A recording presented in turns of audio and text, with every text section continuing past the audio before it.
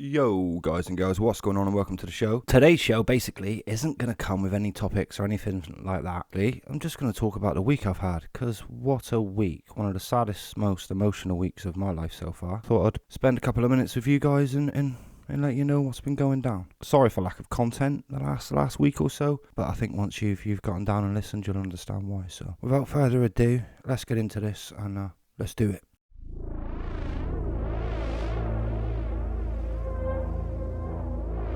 So yeah, what an absolute week it has been. Lots has gone on in regards to emotional stuff that has triggered me, made me upset, made me cry, made my heart break more than I've felt any of those pains in many a year. So it all started like last Thursday. My cat went downhill. Love her. Something happened. I'm not sure what happened, but she was just totally different. Come Saturday, she really wasn't very well.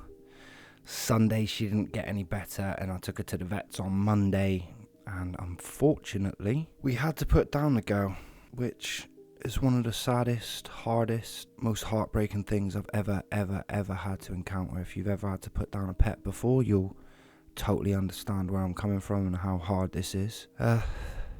So come Sunday way, she lost the use of her back legs. I come out Monday, she was really in a bad state, so we went straight down the vets. And being 12 and a half years old in human years, which is about 66, 67 in cat years, the vet said that we could have spent hundreds of pounds to see if we could have got her right. She could have had all the scans, all the bloods, all the tests, all of this lot.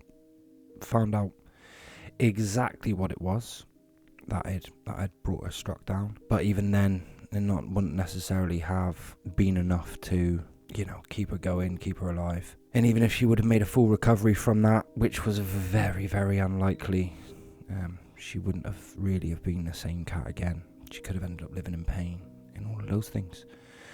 So we took the decision to put her down, which is heartbreaking. If you've never put a cat down before, it's super quick. It's very painless from what I can gather. It seemed like one instant, she had a drip in, love her, and they just injected her quickly. That went straight through and was done. But the craziest thing, and the vet did warn me, is that for about 5 minutes after, they hiss, just letting out the oxygen in the last of whatever they're kind of letting out. So obviously you do it, they give you a couple of minutes to grieve and cry and say some kind words and things like that, and yeah, it was heartbreaking. It really was. I haven't cried at anything as much in a very long time. The vet was fantastic. He was very kind. He was very gentle. He gave us the options to, all the options to that were available, and he pretty much just fed me the costs as I went as well. My biggest fear, obviously, about taking her to the vets was always costs. And they can charge what they want, can't they? Because people will pay anything to save the pets that they love. I was fortunate. She didn't need any pet visits in the 6 years I had her. She was a relatively healthy cat. Couple of sicknesses in and out, but nothing that didn't pass in a week or so. Being an indoor cat and not being hit by anything, not being mistreated, not being malnourished or anything like that. The vet assumed that it was something natural, like a brain hemorrhage, not a brain hemorrhage, I keep saying that, like a brain aneurysm or a stroke is the two things that the vet guessed that she passed on with. My biggest fear during it all wasn't me, it was my son, Cleo. Love her, was Cooper's cat. She was never my cat. In regards to, I was asked if I would take her in. I said yes, because he was my boy and she was either gonna come with me or go to a centre or to another home, and a place where he was never going to see her. But we grew tight. I miss coming home. And setting the bits up, checking her feed, giving her she was such an attentive little cat that as soon as you walked in the door, she'd come right up to your feet. She'd want a stroke. She'd want 10 minutes of attention. And if you didn't give her that 10 minutes attention, or if she was asleep when you walked in and she didn't notice you, then you was in trouble. You'd end up getting 45 minutes of attention and loads of fur everywhere, because she was a long-furred cat, super long-furred. So we ended up putting her down. It seemed like the fairest thing to do. And then obviously it was the breaking of the news of a family pet that had been around for 12 and a half years in people's lives, many people's lives. That's one thing I explained to my son, was that she just wasn't in my life or his life. She was in his mum's partners, my mum's, people who came and went from the houses. She touched a lot of people, so probably more people than the average cat does get to kind of get love from and give love to. So she will be forever fondly missed, and we didn't hold, or we're not going to hold any kind of funeral or thing like that for her. We thought it would be better to kind of leave her at the vets and let the vets do what they kind of do. So I thought I'd gather up a load of her memories, her keepsakes, things that kind of stay with her, things that she's used throughout the years, toys, chew bits, brushes. She's got an electric flea brush, which she loves. You run it through her and it beeps and it sends little electric shots. She loves it, absolutely adores it, she does. Or she did, should I say. So, yeah, telling my son was the as hard as it was to put Cleo down, love her, telling my son was the thing I was the most scared of. I think by the time Monday had rolled around, I'd accepted that Cleo was very much on her last legs. Being able to tell my son this news, that his baby, the girl that he loves, had passed on, and I'd not been able to stop and protect it, was ultimately the most heartbreaking thing in the world. It absolutely destroyed me. I'm so grateful my mum took the brunt. She initially told him and broke the news, which I'm so grateful for, because I was shitting myself. I was so scared. And then he didn't want to come and see me on the first night and stay at my house where Cleo would have been, which was understandable. I totally understand that. I respect that as well. And then the second day he decided to come and stay with me Saturday, Sunday, and it's been a weekend of grieving, as I'll record this on Monday, the Monday just as he's gone to school. Yeah, it was a hard weekend. We shed plenty of tears together, we grieved together, and I'm hoping that he's gonna be able to accept that that's the cycle. As sad as it is, as cruel as it is, as unbelievable as it is, it's the actual cycle. So going through that, it kind of makes me, if anyone would ask me to get a pet right now, I'd be like, no. The love I receive doesn't outweigh the pain you get when stuff has to be eventually put down.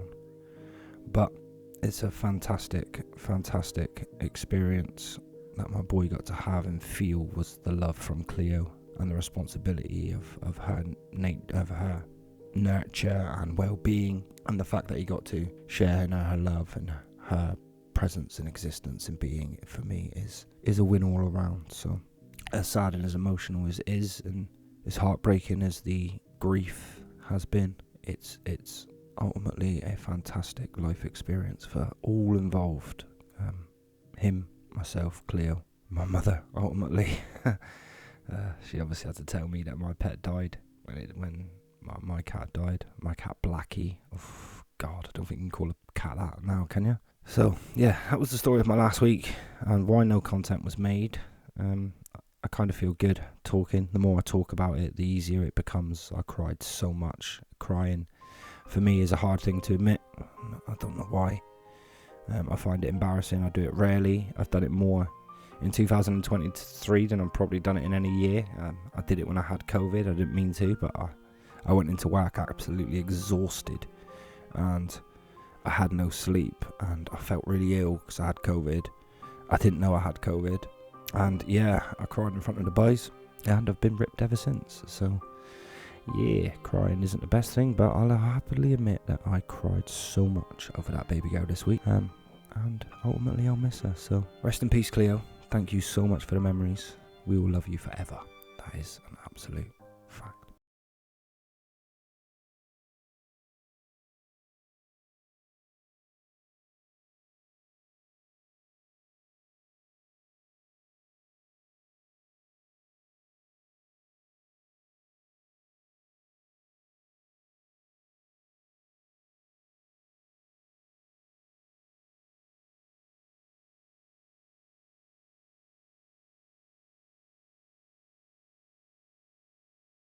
So another little thing I wanted to talk about this week was Newcastle losing the Carabao Cup final to Manchester United was such a shame, because it's just more heartbreak for me, if I'm totally honest with you, because, well, you know, I love Newcastle, and if they're losing, then that's really bad news for me. So absolutely gutted about this as well, if I'm honest.